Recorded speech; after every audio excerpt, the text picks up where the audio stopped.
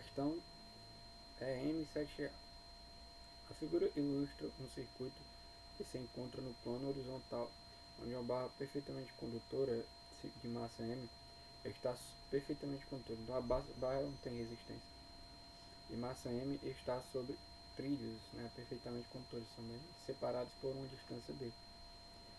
Os coeficientes de atrito estático e dinâmico entre a barra e os trilhos são, respectivamente, μe e μc. Perpendicularmente ao circuito há um campo magnético uniforme de magnitude B. O circuito possui uma bateria perfeita de DDP constante V e uma bobina de indutância L. No instante de tempo t igual a zero, a chave de circuito é fechada. A aceleração da gravidade é g e assume que o campo gerado pela corrente do circuito é desprezível em relação ao campo estático. Assinale a alternativa correta. Então aqui a gente já dá para ver, né, tentar olhar se dá para descartar alguma alternativa aqui. A, obviamente aqui está dizendo qual é o item certo, mas suponhamos que a gente não tivesse essa informação. No item A. A barra se move somente após um instante de tempo. Isso aqui. Isso aqui a gente tem que calcular para ver se é verdade. Né? A barra se move imediatamente após a chave do circuito ser fechada. Essa aqui a gente já pode descartar de cara. Por quê? Porque no circuito ele tem um indutor. Né? Então qual é a função do indutor no circuito? É ele não permitir mudanças abruptas de corrente. Né? Então quando o circuito ele tem um indutor, a corrente ela muda continuamente no circuito. Ela nunca tipo vai de zero aí, né, de uma vez. Ela vai continuamente. Então a função do indutor no circuito é basicamente essa. Além dessa informação, a gente sabe que o que poderia fazer essa barra se mover, né? A gente passar uma corrente nela, e por causa desse campo externo aqui, uma corrente frente a um campo, né, magnético, né, eu vou ter uma força. Então se eu passo uma corrente nessa barra, devido a esse campo magnético, né, eu vou ter uma força, né, que vai atuar nessa barra, certo? Então isso pode mover a barra, né? Só que não é qualquer força que eu aplico na barra que ela vai fazer ela mover. Por quê? Porque ele deu aqui um coeficiente de atrito estático, né? Ou seja, tem um atrito estático entre a barra e os trilhos, ok? Então eu tenho uma força para o qual só acima dela que eu faço essa barra se mover, né? Se eu produzir uma força menor do que essa força de atrito estático, né? Se eu aplicar na barra uma força menor do que essa de atrito estático, ela não vai sair do campo, né? Eu tenho essa força máxima, né? Essa força limite, né? Para o qual a barra ela começa a se mover, certo? Então, mas a questão é que para essa barra começar a se mover, né, a força magnética ela tem que superar essa força de atrito estático. Né? Então, para a força magnética chegar até esse valor, né, eu preciso ter uma corrente que chega até esse valor. Né? Para a corrente chegar até esse determinado valor, que faça a barra se mover, leva um tempo, né, já que eu tenho um indutor. Beleza? Então, por causa disso, eu já posso descartar esse item. Né? A barra não se move imediatamente após a chave ser fechada. Então o B está descartado. Aqui também tem a barra se move imediatamente, somente se B é maior do que... Não. A barra não se move imediatamente, como eu disse. E somente se B for maior do que esse valor aqui. Né?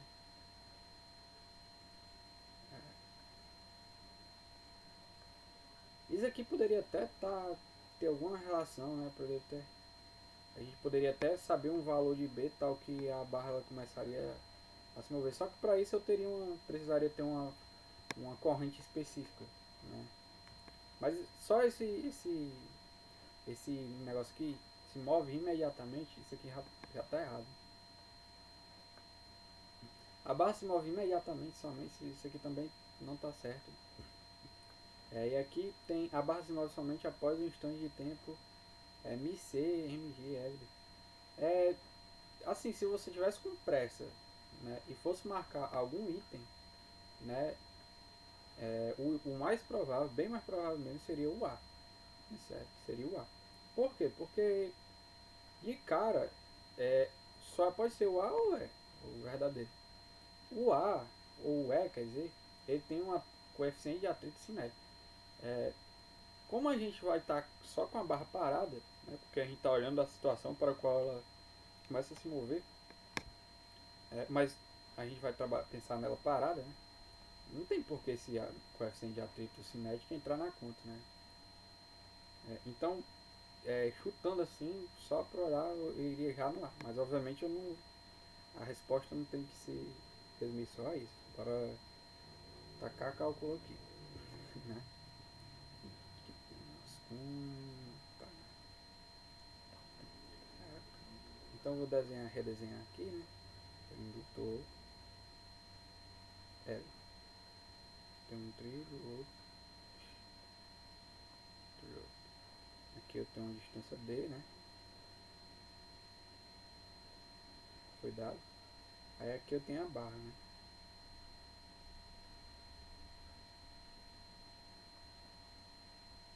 Aqui eu tenho uma chavinha, né? E aí eu tenho também uma fonte aqui, ó.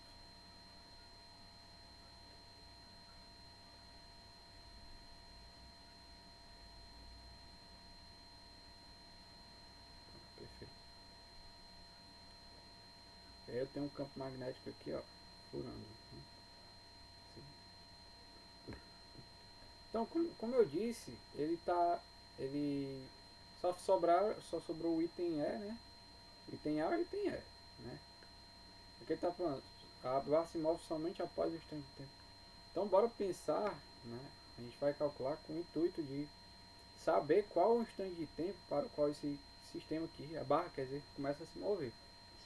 Né? Então, bora pensar assim, ó, a barra, ela tem uma força, né, um limiar de força para o qual, quando eu aplico uma força acima dessa determinada força, né, ela começa a se mover.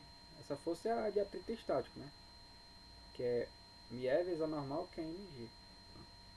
Então, repetindo, se eu aplicar uma força menor do que esse cara, né, a barra vai ficar parada. Se eu aplicar uma força maior, né, a barra vai começar vai mover. Né.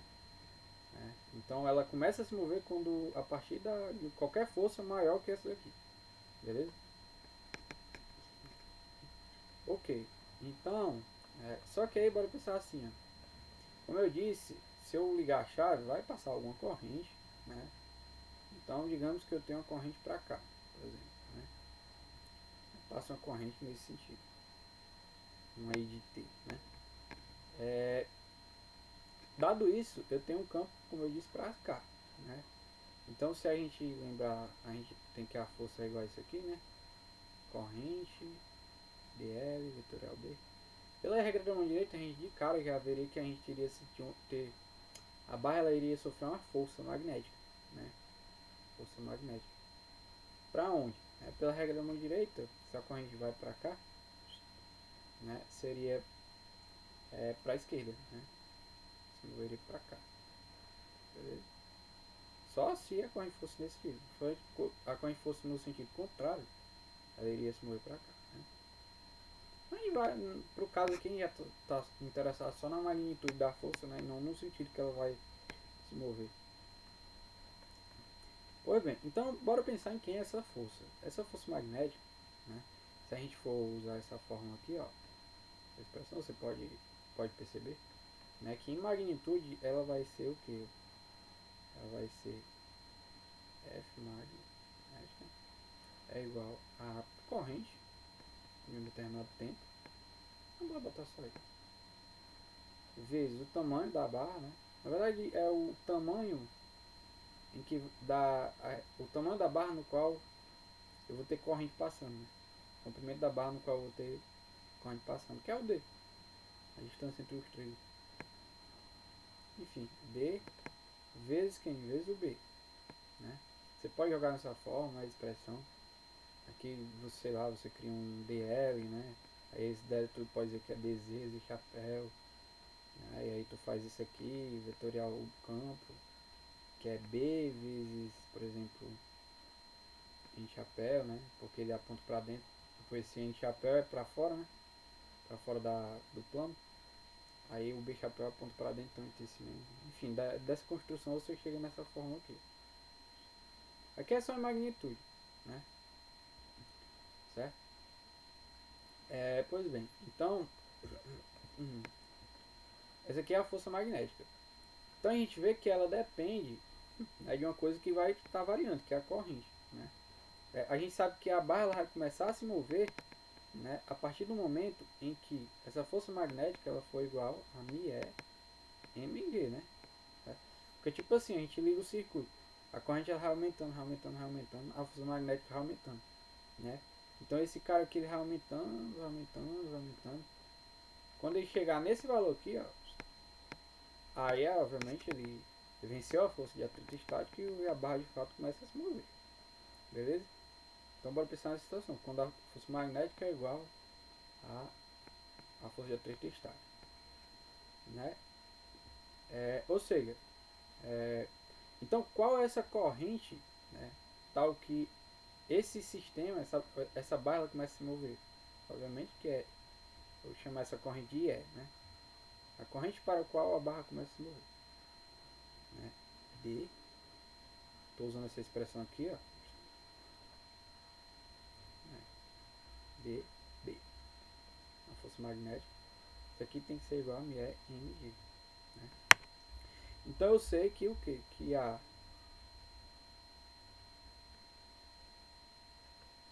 corrente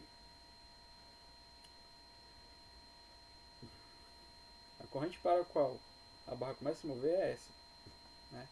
Só que ele não faz nenhuma pergunta relativa à corrente para a qual a barra começa a se mover. Ele pergunta o tempo, um instante em que ela vai sair do repouso. Só sobrou o item A e o E, né? Todos os dois falam que a barra se move somente após o instante. Né? Então a gente tem que pensar no seguinte: a gente tem que pensar em qual instante de tempo a corrente ela vai chegar nesse valor aqui. Né? Porque se eu que a partir desse instante de tempo a barra ela vai entrar em movimento. Né? Para isso eu preciso obter, né, o I de T, para você saber quem é I de T. Certo? E dá para determinar isso aqui. Né? Por quê? Porque a gente tem assim, ó, tem um indutor,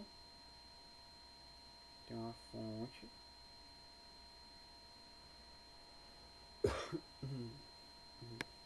né?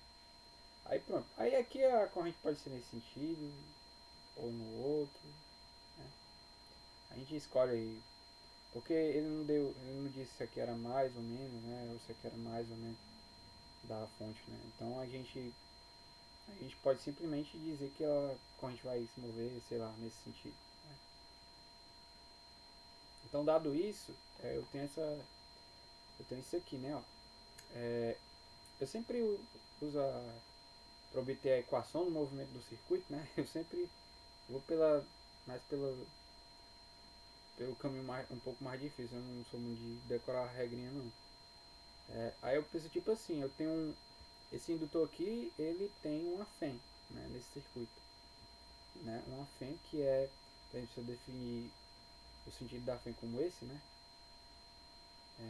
Essa FEM é igual a menos L dI dt. Onde I, né, é a corrente, considerando esse sentido, o sentido positivo da corrente. Né? Beleza? Então eu tenho essa FEM. Além disso, eu tenho também, né, o V, né, a voltagem da fonte. Né?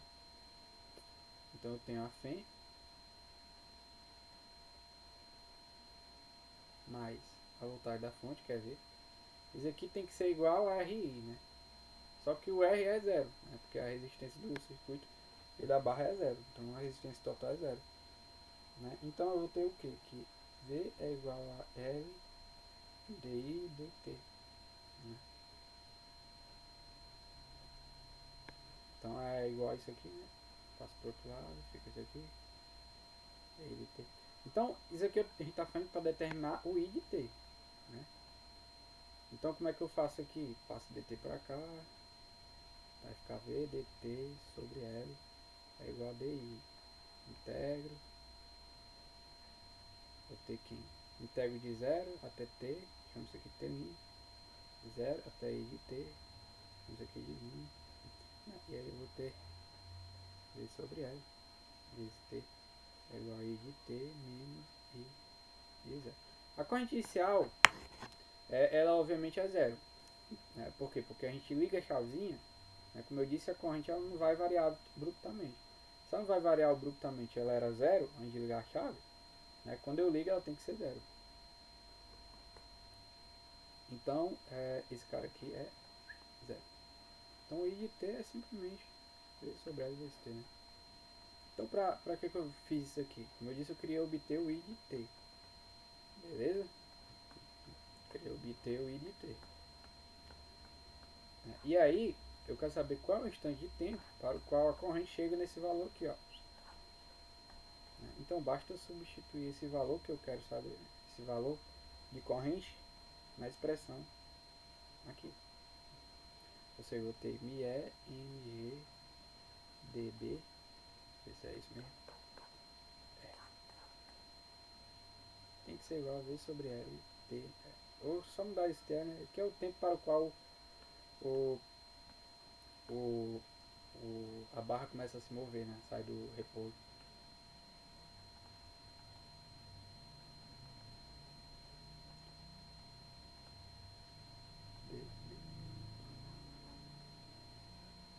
Então, como eu disse, ó, não faz sentido ter um MIC, né? Tinha que ser um Mi estático. Você vê, a barra se move somente após o instante de tempo ME, MGL sobre BVD.